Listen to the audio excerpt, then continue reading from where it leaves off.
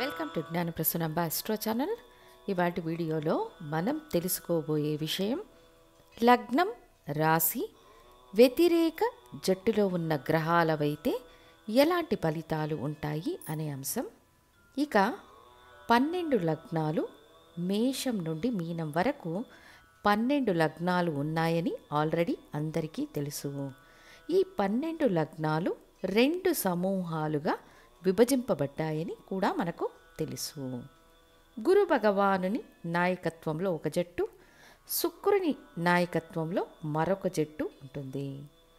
గురువు నేతృత్వంలోని బృందంలో చూస్తే మేష లగ్నం, వృశ్చిక లగ్నం, కర్కాటక లగ్నం, సింహ లగ్నం, ధనుస్సు మరియు మీన లగ్నం అనే 6 లగ్నాలు వస్తాయి. గురువు, రవి, చంద్ర, కుజులు ఈ నలుగురు ఒక జట్టులో ఉంటారు. శుక్రుని బృందంలో చూస్తే వృషభం, మిథునం, కన్య, తులాలగ్నం, మకర, కుంభలగ్నాలు వస్తాయి. శుక్ర, బుధ, శని, రాహువులు ఈ నలుగురు ఒక జట్టులో ఉంటారు. రాహువుకు లగ్నమే ఉండదు కదా అంటే నిజమే, కానీ ఈ రాహువు శుక్రుని జట్టులో ఉంటారు. కేతువు మాత్రం న్యూట్రల్గా అంటే సందర్భానికి తగినట్టుగా ఉంటారు. ఇందులో ఈ మేషలగ్న జాతకులు కుంభరాశి కానీ మకర రాశి కానీ అవుతే, అంటే మేషలగ్నం కుంభరాశిలో కానీ మకర రాశిలో కానీ జన్మిస్తే ఇప్పుడు శని భగవానుడు మంచి చేస్తారు. అప్పుడు లగ్నం, రాశి వ్యతిరేక జట్టులో ఉంటే ఫలితాలు ఏమిటి అంటే, పర్టికులర్గా రాశినాథుడి దశ మీకు వచ్చినప్పుడు ప్రతికూల ఫలితాలకు బదులు మంచి ఫలితాలు ఉంటాయి. దీనికి ఒక ఉదాహరణ చూద్దాము. మీరు ఒక కర్కాటక లగ్నం అనుకుందాము. కర్కాటక లగ్నానికి బుధుడు మంచి ఫలితాలను ఇవ్వరు, నెగటివ్ ఫలితాలనిచ్చే వ్యతిరేక జట్టులో ఉండే గ్రహం.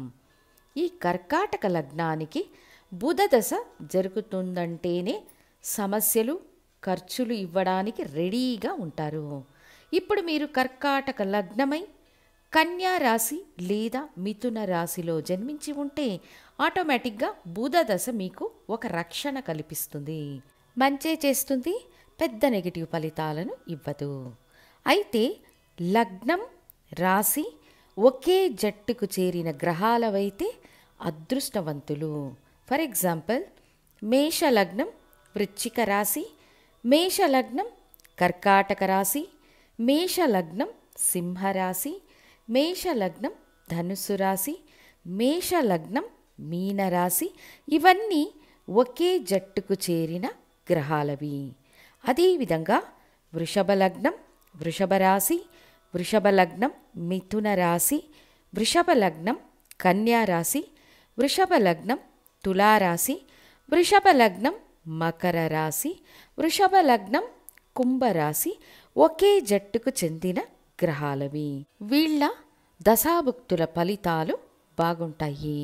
ఇక మిథున లగ్నానికి మిథున రాశి, కన్యా రాశి, తులారాశి, మకర, కుంభరాశులు లేదా వృషభ రాశిలో జన్మించడం ఒకే జట్టుకు చెందిన గ్రహాలవుతాయి. కర్కాటక లగ్నానికి కర్కాటక రాశి, సింహరాశి, వృశ్చిక రాశి, మేషరాశులు, ధనుస్సు, మీన రాశులైతే విశేషంగా ఉంటాయి. సింహలగ్నానికి సింహరాశి, సింహలగ్నానికి వృశ్చిక రాశి, మేషరాశి, ధనుస్సు, మీనరాశి మరియు కర్కాటక రాశులు ఒకే జట్టుకు చెందిన గ్రహాలవి. కన్యా లగ్నానికి అదేవిధంగా కన్యారాశి, తులారాశి, మకర, కుంభరాశులు, వృషభ, మిథున రాశులు. సో ఒక్కొక్క లగ్నానికి 6 రాశులు మిత్రరాశులుగా వస్తాయి. ఇలా రావడం వల్ల ఈ లగ్నాలకు ఆ పర్టికులర్ రాశ్యాధిపతుల దశలు ఒక రక్షణను కల్పిస్తాయి. ఆ విధంగా చూచినప్పుడు మేష లగ్నం కన్య రాశి అవుతే బుధ దశ ఒక రక్షణను ఇస్తుంది. వృషభ లగ్నం ధనుస్సు రాశి అవుతే గురుదశ ఒక సేఫ్టీ ఇస్తుంది. ఒకవేళ వృషభ లగ్నం సింహరాశి అవుతే రవి దశ సేఫ్టీను ఇస్తుంది, కానీ గురు దశ ఇవ్వదు. ఈ వ్యత్యాసాన్ని పరిశీలించడం ముఖ్యం. ఇందులో పాజిటివ్ ఏమిటి అంటే ఆ పర్టికులర్ దశ మనకు మంచి చేస్తుంది. మన లగ్నానికే ఉన్న శుభులు అంటే ఉదాహరణకు కర్కాటక లగ్నానికి శుభులు రవి, చంద్ర, కుజ గురువులు. ఒకవేళ జాతకుడు కుంభరాశిలో జన్మిస్తే శని దశ కూడా మీకు కొంత ఫేవరబుల్గా ఉంటుంది, కానీ బుధ దశ, శుక్రదశ ప్రతికూల ఫలితాలను ఇస్తుంది. ఇక్కడ లగ్నమే మెయిన్ కాన్సెప్ట్ అని తీసుకోవాలి. రాశి ఒక సపోర్టింగ్ రోల్ అనేది వాస్తవం. ఇటువంటి వ్యవస్థలో లగ్నం బలహీనమయ్యి రాశి బలంగా ఉంటే మీ జీవితంలో సగభాగం తరువాత అంటే 36 సంవత్సరాల నుండి 40 సంవత్సరాల కాలం నుండి రాశి ఆధారంగా మీ జీవితం స్థిరంగా ఉంటుంది. ఉదాహరణకు కర్కాటక లగ్నాన్నే తీసుకుంటే లగ్నాధిపతి చంద్రుడు అమావాస్య చంద్రుడై ఉన్నారు, వృశ్చికంలో ఉన్నారు, పెద్ద యోగాన్నివ్వరు.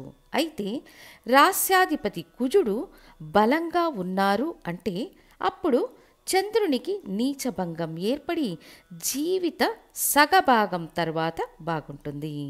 సో లగ్నం, రాశి వ్యతిరేక జట్టులకు సంబంధించినవైతే ఆ రాశినాథుని దశ మీకు రక్షణను ఇస్తుంది. అదే సమయం లగ్నం, రాశి ఒకే జట్టులో ఉంటే జీవితంలో అభివృద్ధి వేగంగా ఉంటుంది, విజయాన్ని సాధిస్తారు. ఇది అదృష్ట జాతకం అని తీసుకోవచ్చు. మారి అమరినప్పుడు రెండవ తరహా జాతకమని నిర్ణయించాలి. జీవిత ఆరంభంలో పోరాటాలను సంధించి సగభాగం తర్వాత స్థిరమైన జీవితాన్ని గడుపుతారని తెలియజేస్తూ మళ్ళీ ఇంకొక ఇంట్రెస్టింగ్ టాపిక్తో మళ్ళీ మీ ముందుంటాను. ధన్యవాదాలు.